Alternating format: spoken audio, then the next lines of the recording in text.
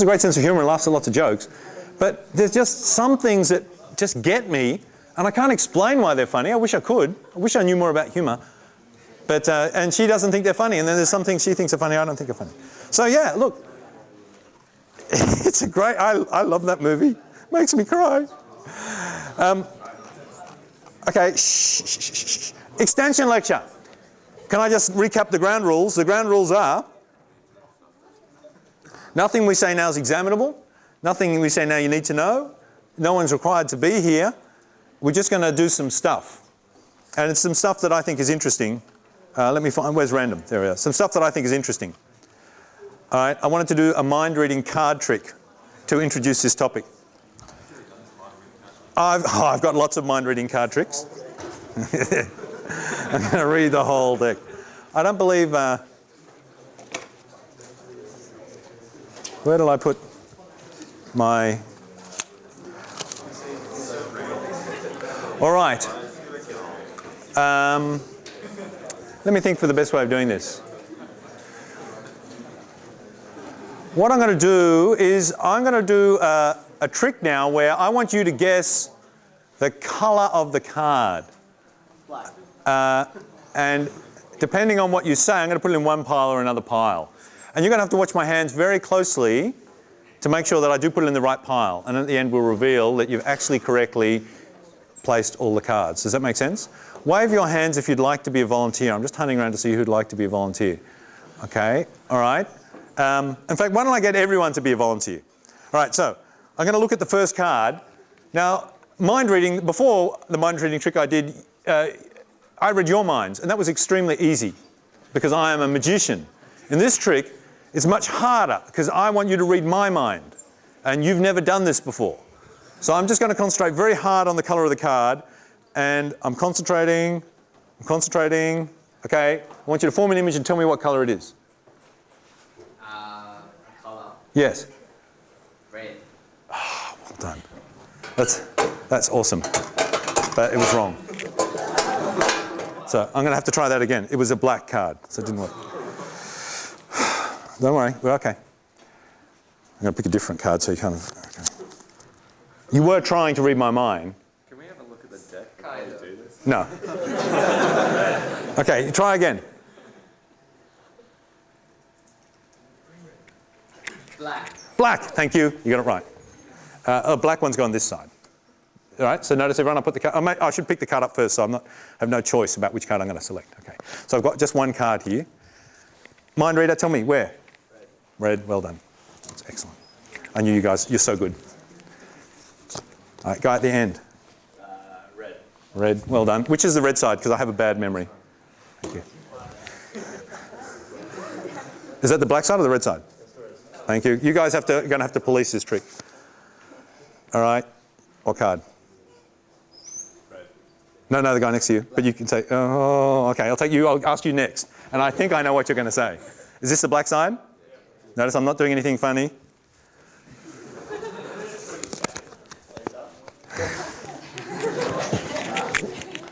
Okay, what colour is it? Red. Red, thank you.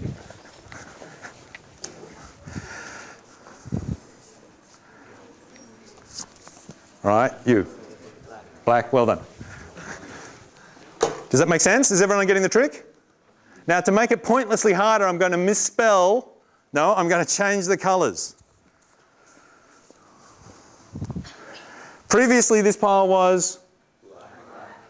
It is now... Previously, this pile was... It is now...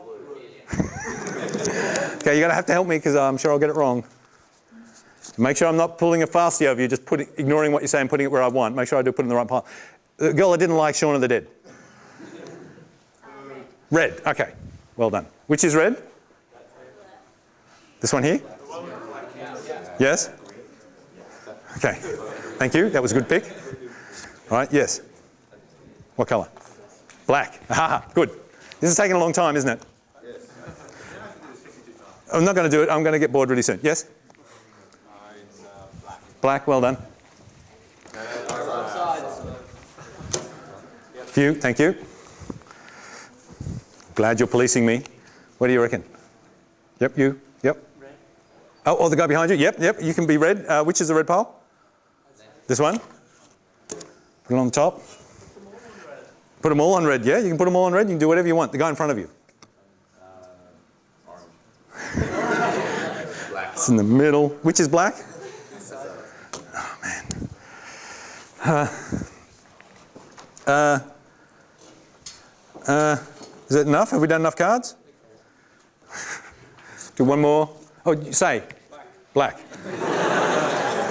Black goes here. Is that right? Okay. Now I want you, can you come out and look at these cards here? And you, can you show everyone these cards here? Show them all. Show them all. Okay, show them. Just hold it up so everyone can see.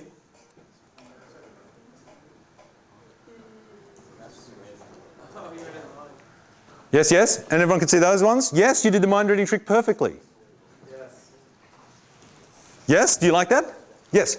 You actually got the red and black piles mixed halfway through. Oh no, I swapped them around halfway through. We swapped around what they would be. That's why the piles are half red and half black. Thank you very much. Does everyone see that that is a truly amazing trick?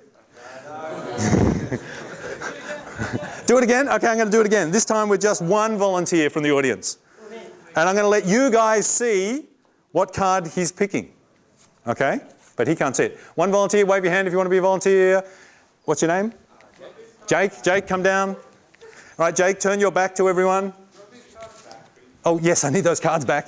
They're my magic cards. Can't be a lecturer without magic cards. Okay, Jake, would you mind just staring at the board? Or do you want to do it from your seat? I'll stand here. You stand there? Okay. Were there some more magic cards? No, I've got them, do I? Okay. Okay, don't look. Shh, shh. What colour am I holding up? Black. Well done. Which side's black? Guys, this side's black? Okay. Which colour am I looking at? Black.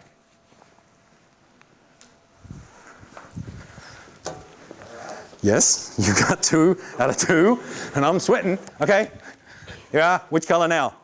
Red. Whoop. Someone picked that card up. I'm not going to touch it. Did you get it right? Yes. Okay. Which, do you want to see the card before he says it or after? Yeah. Which colour? Black. Yes. Which is the black pile? This one.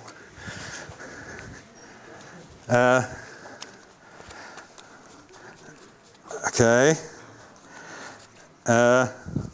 Okay, go again. Red. Which is the pile I'm putting it on? Now I'm all confused. This one here? And this is just rubbish cards? Okay. All right. Well, we all know what the next one will be, don't we? It'll be... Black. Yes? And then... Red. And then... Red. And then... Red. Yes! Well done. Give him a hand. Thank you very much. Thank you very much. Thank you. And now, welcome to the world of random numbers. What we have to wonder about is what we mean by random. When we talk about something happening randomly, what do we mean by random? Can't find a pattern. Can't find a pattern is a good thing. Okay, so if I was to ask you a question like, I mean, the obvious one is the number 6. Is that a random number? Yes. Why not? Now it is. Return 6. Yeah, well, the intentional and extensional thing's good. Did you get it from rolling a die? Did I get it from rolling a die? But look, suppose I did get it from rolling a die. How often do you expect I'll get a 6 rolling a die? All the time. I'll usually get a 6. Depends on your die. What do I get? 2. Well, what do I get? 2.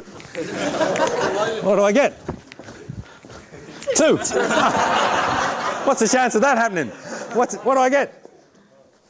6. What do I get? 2. Ah! Curse your dice. This dice has 2 2s and 4 6s on it. Just bad luck. So it's very hard, given a single number, to say it was a randomly generated number. If I was going to ask you, what's the chance it's going to rain tomorrow? What would you say? 50-50? Well, no, tomorrow, literally tomorrow. It's irrelevant because we're all going to be zombies. We're all going to be zombies, that's right. You'll never know. It's our last day of enjoyment. Yeah, here. Is it going to rain here tomorrow? No. Not inside. No. Outside. Outside. Meteorology. Yeah. Look, I claim, in a sense, the chance it's going to rain tomorrow is either 0 or 1. And I just don't know yet. Yeah? It's either going to rain tomorrow or it's not going to rain tomorrow. So when we talk about probabilities, when we talk about likelihood, when we talk about randomness, I think we have to take a good look and think about what it is we're actually trying to measure. Now, the guru, my favourite person in the whole world, is Donald Knuth, and my wife. Donald Knuth wrote 3 famous books. Oh, he's written heaps of famous books, in fact, but 3 incredible classic books called The Art of Computer Programming Volume 1, The Art of Computer Programming Volume 2, and The Art of Computer Programming Volume 3. He's promised another one, but it's what happened to 0? It's worth a lot of money if you can find it. My wife and I were on honeymoon and we were cycling around France. We took a year off and we were just bumming around, living on 20 cents a day, sleeping in tents, cycling around, and we're desperate for reading material. And every time we'd come into a town that had a bookstore, we'd race in and see if they had any second-hand English books to buy, because I can't speak French, or not much, I can't read French. And one bookshop I went to had The Art of Computer Programming Volume 2 for like $5 francs. And I got it, and I must admit I had the best honeymoon ever. Because then every night, so Volume 2, this is my very favourite of all of the books. Now, Donald Knuth, he sort of brought the science into computer science. He's a real craftsman. He's still alive, as far as I know, I believe.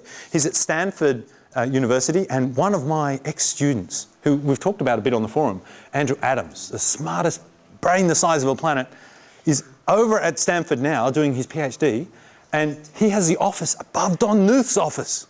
And I keep saying, drill a hole through the floor, mount a camera. Because, wow, being so close to someone amazing. Now, Don Knuth is amazing. He did all these amazing things. Volume 1 was essentially about sorting and searching, how you can sort and search.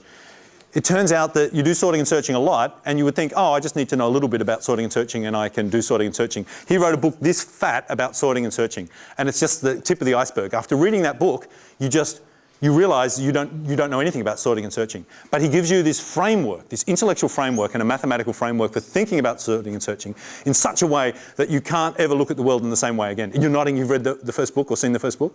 Yeah. No, but it's just completely awesome. So, why would you read a book this thick on computing? Well, I didn't intend to. I just thought I'd pick it up and flip through, and I just got drawn in.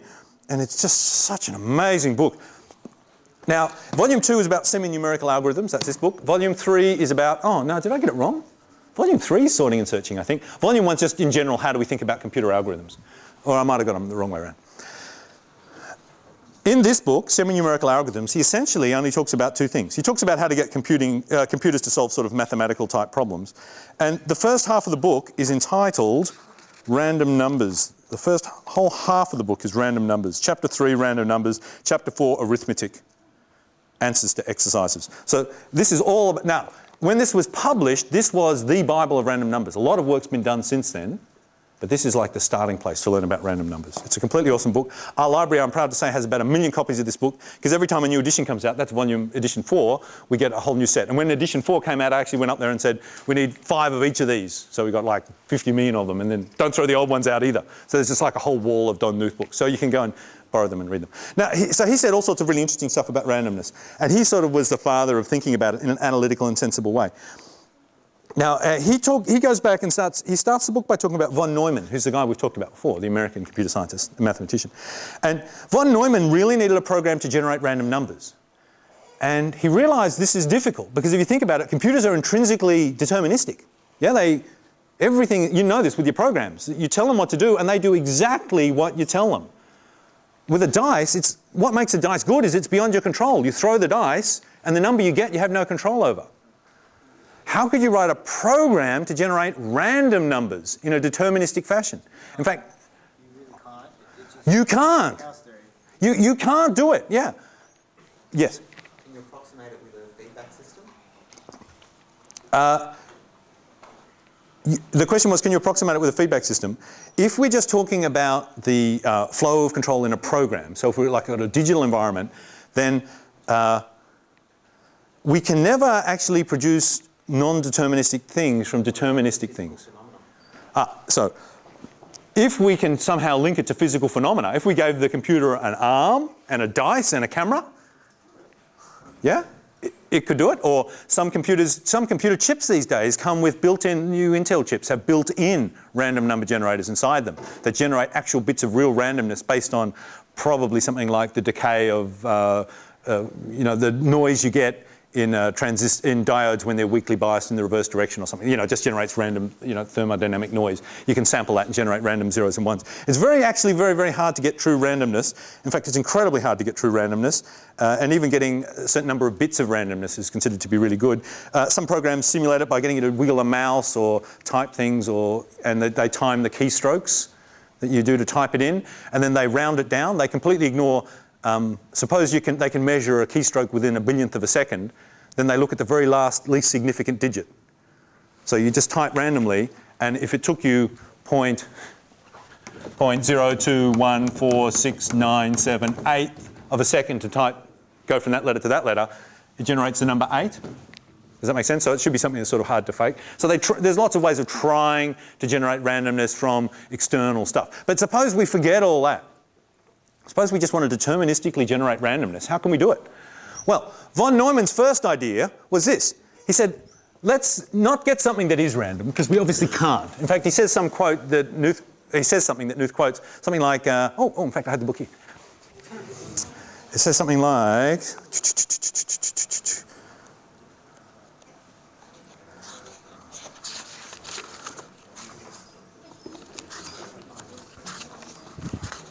better be good, hadn't it, after so long? Anyone who considers arithmetical methods of producing random digits is, of course, in a state of sin.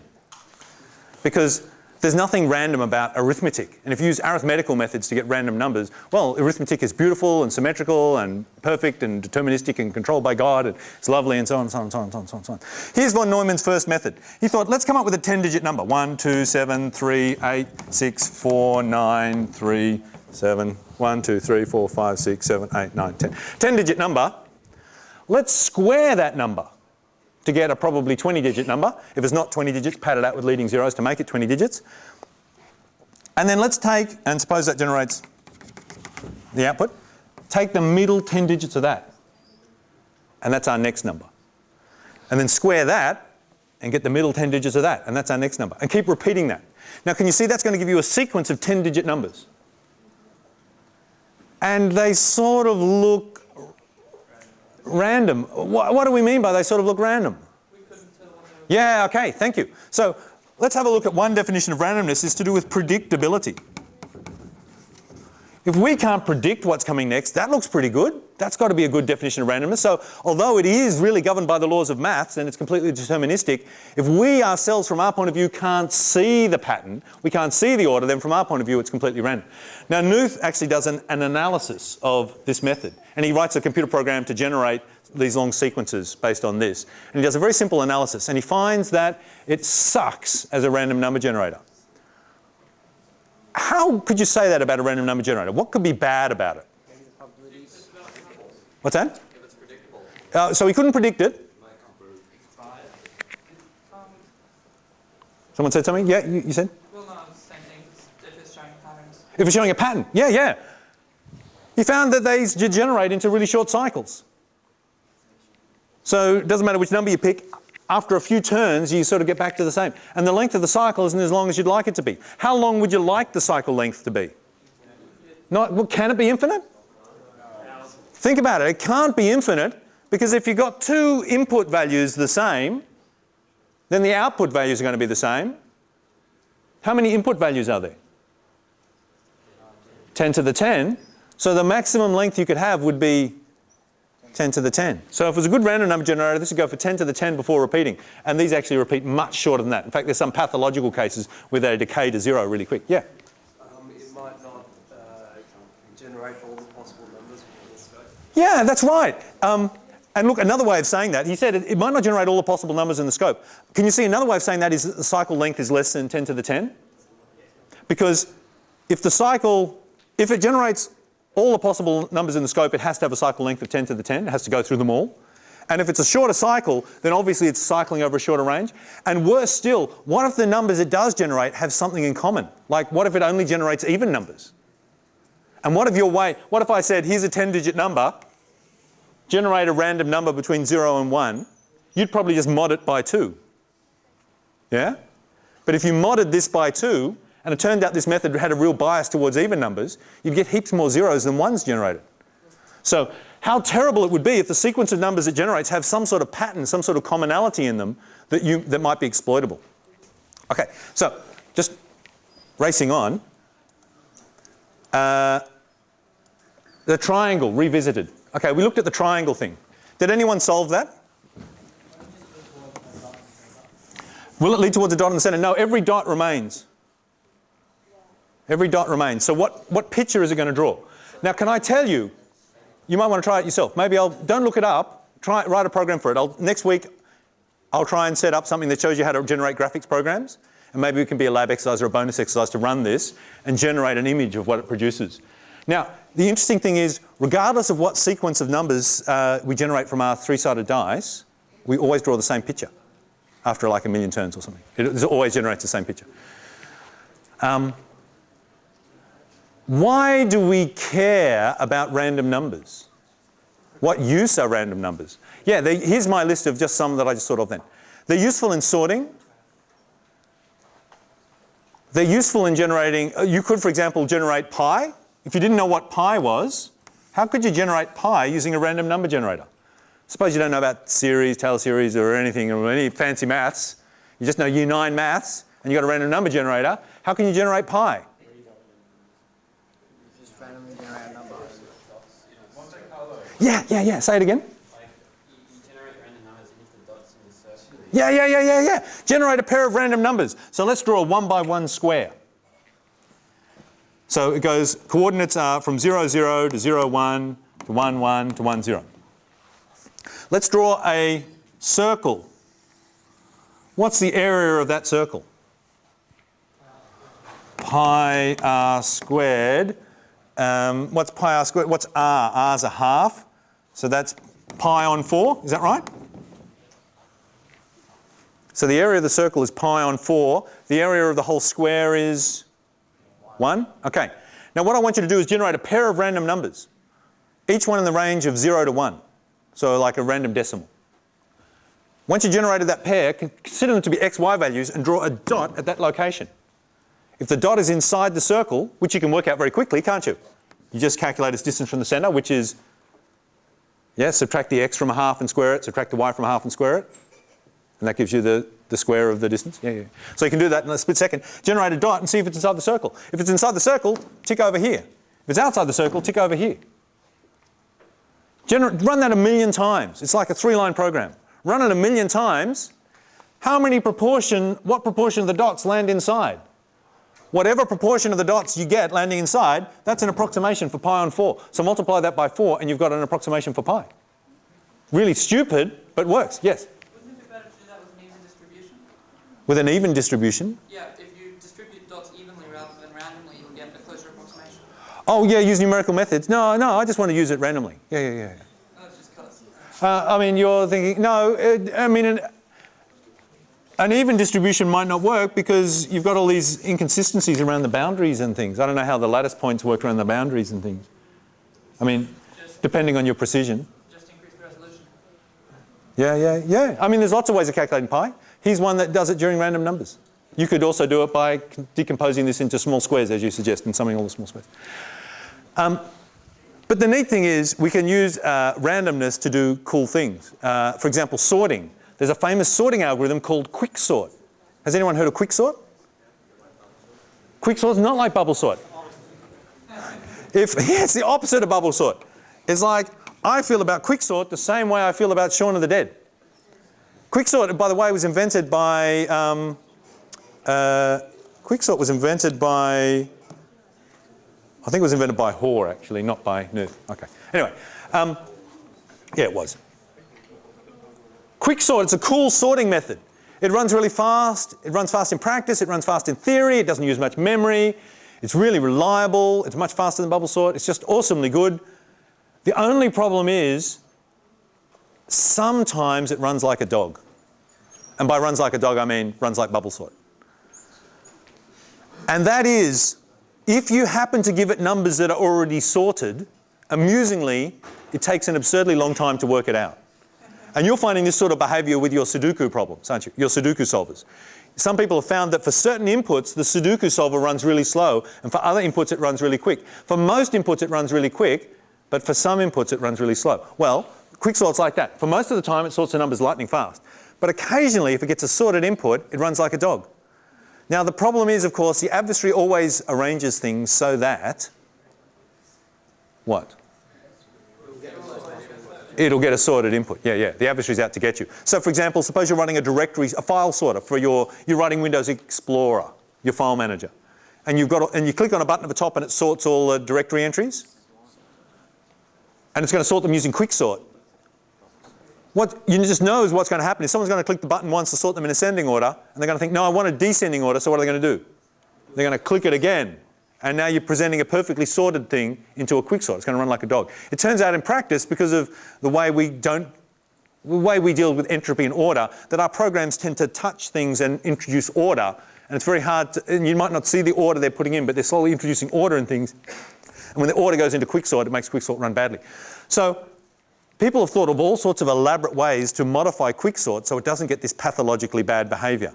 And guess what my favourite one is? Yeah. When someone gives you some numbers to sort, step 1, shuffle them. Step 2, sort them. Amusingly, this outperforms just sorting. That's very cool.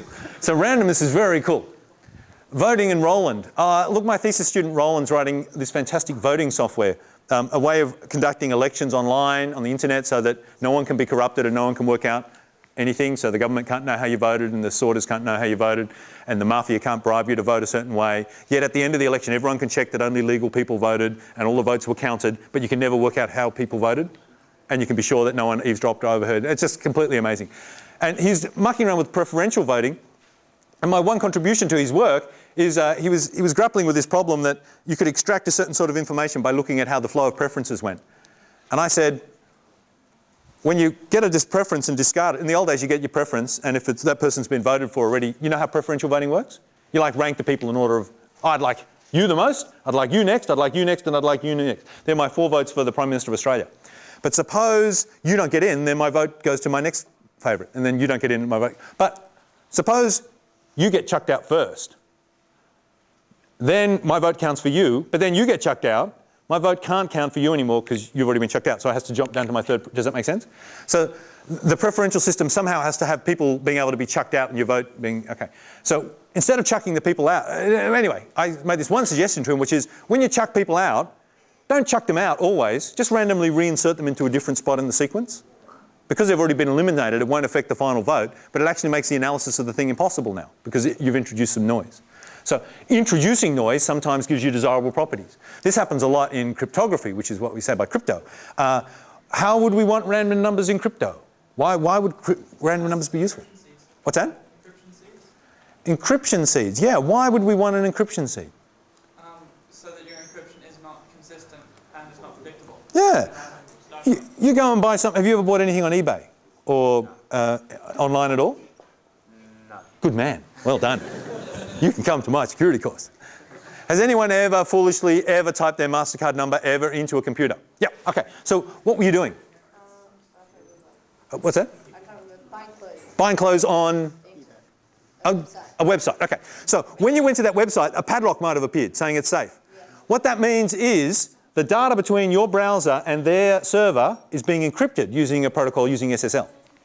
Now, how can these two guys encrypt the data sending between them it's quite difficult to work out how they can do that, given that you've never met these people, you've never communicated with them before, you haven't exchanged secret keys with them or PIN numbers in advance. How can this be worked out? And it has to be worked out in such a way that if I log all your traffic and then replay that traffic, I don't end up like I'm a criminal. I tape record what you do on that conversation.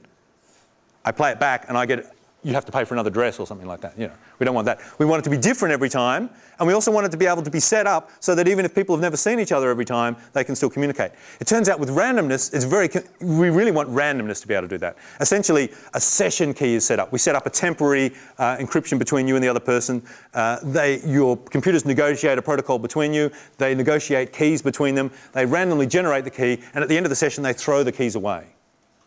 And then the next time you communicate with someone, again, the keys are randomly generated. And that way, no evil person that knows the source code for your browser, which is Firefox. Cool. So no evil person that knows the source code for Firefox can work out what password you'll be using, because Firefox generates a password for you. Yeah, you don't have to think of passwords yourself all the time.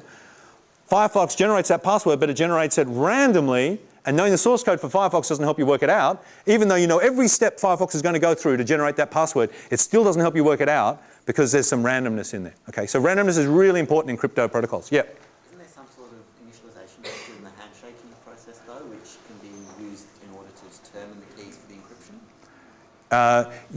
Yeah, there's a whole series of phases that the protocol goes through, but essentially it needs randomness in order that we can have this really nice desirable property that the keys that are worked out can't be predicted by someone else who's not engaged in the transaction. Record the initialization, but can't you use No, not if it's a good protocol, you can't do that. I don't know the details of SSL, but you fold things called nonces in, and you fold in the date of time of day, and you do all sorts of stuff. So if it's using a proper zero knowledge protocol, or if it's using any sort of public key protocol at all, or if it's using just about anything decent, you can't do that. If it's a hopeless, stupid secure protocol invented by someone in their garage rather than by a cryptographer, and maybe bought by Microsoft, I mean, we laugh, but they've had very funny ones. Like, for example, the famous one for Microsoft is in one of their computers, I think it was one of their early handhelds or something, it encrypted its communications securely when you tried to connect to it, and encrypted them using XOR, which is a really bad thing to do. But you know, XOR can be okay, used properly. And they encrypted them by just constantly XORing with this same string over and over again. And it was in the operating system was Pegasus. And the special password you needed to know, which was hard-coded in, was sausage P. It was just Pegasus backwards. And that's the sort of, like, that's what, the second thing you try? So yeah. Okay, so yeah, no, good crypto protocols are really good actually, but the problem is they have to have randomness in them. It's very hard to do things without randomness. So randomness is desperately important to cryptographers, and it's actually really hard to generate, so it's actually a real problem for cryptographers. In fact, an early version of Netscape that was sent out, they generated their randomness so badly that people were able, you were buying your dress, Netscape generate, you suppose you're using Netscape rather than Firefox, a precursor to Firefox, it generates the key randomly.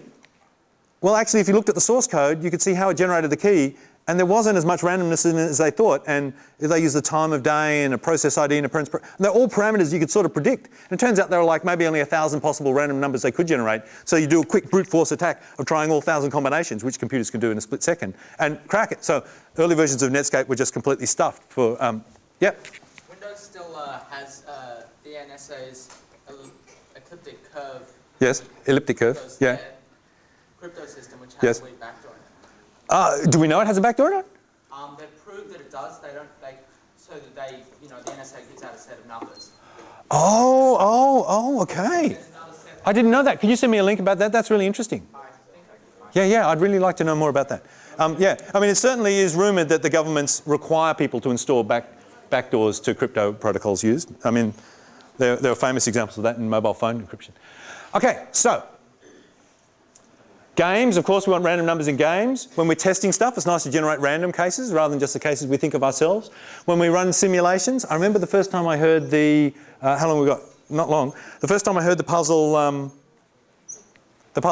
this famous puzzle about a guy of mine, a friend of mine, that told me the puzzle, claimed he got through uni, he was at Oxford. He claimed he got through Oxford and all his pub money came from playing this game with people and beating them.